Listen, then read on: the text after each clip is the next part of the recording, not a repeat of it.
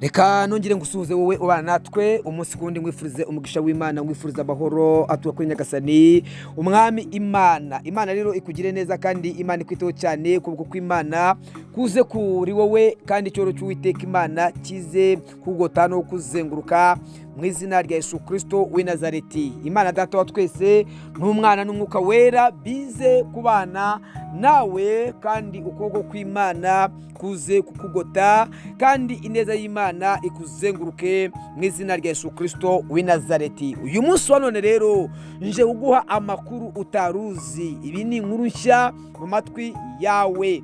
Insengero zigiye gufungurwa zamaze kumenyekana. Ibi rero biraza gusaba ko utega amatwi ukumva neza uburyo birimo kugenda n'uburyo birimo gukorwamo cyane. Burya hari insengero zamaze kwemererwa ku cyumweru zigomba guterana. Ibi rero nibyo ukwiye kuza kumenya niba n'urwanyu rurimo. Tega amatwi neza wumve uburyo bigiye gukorwamo cyangwa se byakozwemo. Imana rero ikugire neza, tuguhaye ikaze kuri HUMURA Program TV. Niho uzajya neza umenyera amakuru ku gihe. Ibi nkubwira byagarutsweho n'umuyobozi mukuru w'urwego rw'igihugu rw'imiyoborere Rgb Dr. Uwicyeza Picardi ubwo yagezaga mu nama ihuriwemo n'imitwe yombi y'inteko ishinga amategeko raporo y'ibikorwa bya Rgb y'umwaka wa 2024-2025 na gahunda y'ibikorwa by'umwaka wa 2025-2026 ku ngingo irebana n'imiryango ishingiye ku myemerere. Yagize ati tumaze kubona ubusabe bugera ku nsengero 84 bw'abasabye gufungurirwa kuko bujuje ibisabwa, hari izasabwe gusubira inyuma zikuzuza neza byose kuko harimo ibyo bagenda babura bituzuye. 15 nizo zemerewe gufungurwa, naho izindi zose dosiye yazo turacyari kuzigaho, tukaba duteganya kubaha igisubizo vuba. Yavuze ko atari ukuraniza iyo miryango ahubwo hari amabwiriza yashyizweho byagizwemo uruhare n'abahagarariye amadini n'amatorero, hakaba hari ibyo bataruzuza. Yagize ati ayo mabwiriza tujya kuyategura, kuyakusanya no kuyashyira hanze, twagiye dukorana n'abakuriye amadini n'amatorero, tugenda twunganirana ibitekerezo. Ntabwo ari amabwiriza yo kunaniza ahubwo nayo gufasha imikorere myiza nabo bayagizemo uruhare. Dr. Uwicyeza yavuze kandi ko imiryango ishingiye ku myemerere yagenzuwe, bigaragara ko harimo ibibazo bitandukanye birimo inyigisho z'ubuyobe, amacakubiri, gukorera mu nyubako zitujuje ubuziranenge zateza abaturage akaga. Yagize ati ayo mabwiriza nicyo yaje gukemura. Hakaba hari izafunguwe zujuje ibisabwa zikaba zarafunguwe, hakaba n'izisabwa kubanza kuzuza ibisabwa n'amabwiriza. Mu Rwanda habaruwe amadini n'amatorero n'imiryango ishingiye ku myemerere 563, harimo amadini 345 atandukanye. Mu bugenzuzi bwakozwe byagaragaye ko amadini menshi yakoreraga ahantu hatujuje ibisabwa. Ku nsengero 14,093 zagenzuwe, 70.1% zasanzwe zidafite ibyangombwa bikwiriye kugira ngo zisengerwemo.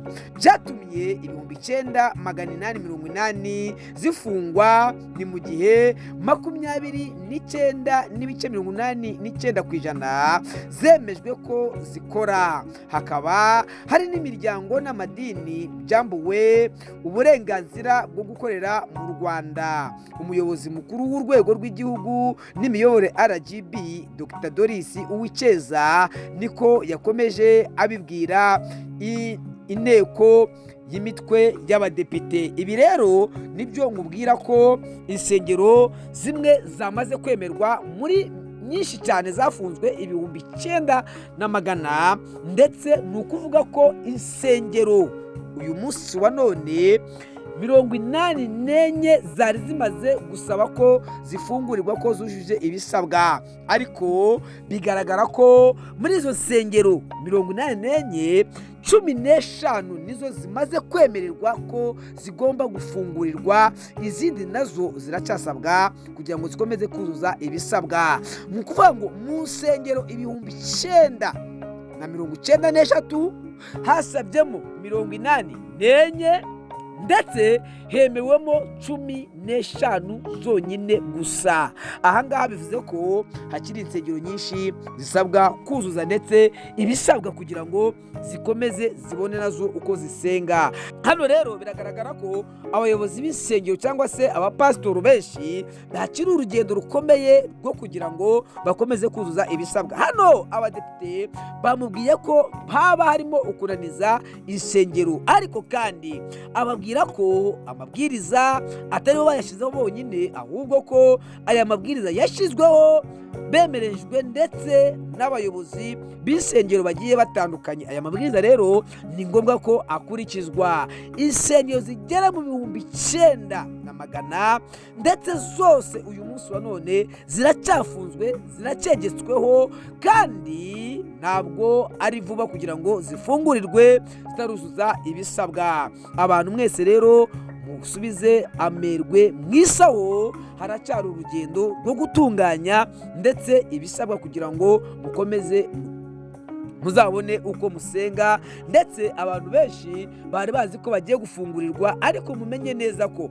mu nsengero ndabisubiramo 993 zifunzwe, hari hasabyemo insengero 84 zonyine, hemerwamo 15 gusa mu gihugu hose. Ibi nibyo mukwiye kubanza kumenya. Bishatse kuvuga ko buri karere nta rusengero rurimo rufunguriwe. Niba dufite uturere 30, hemerewemo insengero 15 zonyine. Bishatse kuvuga ko mu turere 30 nta rusengero ruri nibura muri buri karere kamwe. Ubwo rero abari bahanze amaso ko mugiye gufungurirwa insengero, mube musuje amerwe mwisaho. Imana rero ibaho umugisha, kandi amahoro y'Imana akomeze kubarinda, ndetse Imana ibahe umugisha, Uwiteka abarebe neza. Amahoro y'Imana abazeho, kandi ukuboko kw'Imana kubagote, kubazenguruke cyane. Neza y'Imana ibabonekeho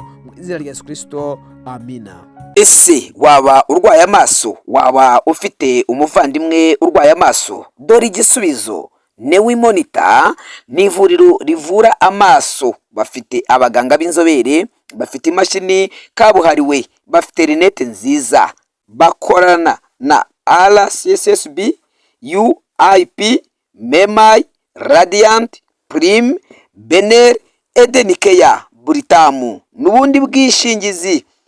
N'abadafite ubwishingizi babatekerejeho, bakuvura ku giciro gito cyane. Bakorera mu mujyi, mu nzu ya City Plaza, muri etaje ya mbere, mu muryango wa 8. Ku bindi bisobanuro wahamagara kuri nimero iri imbere yawe.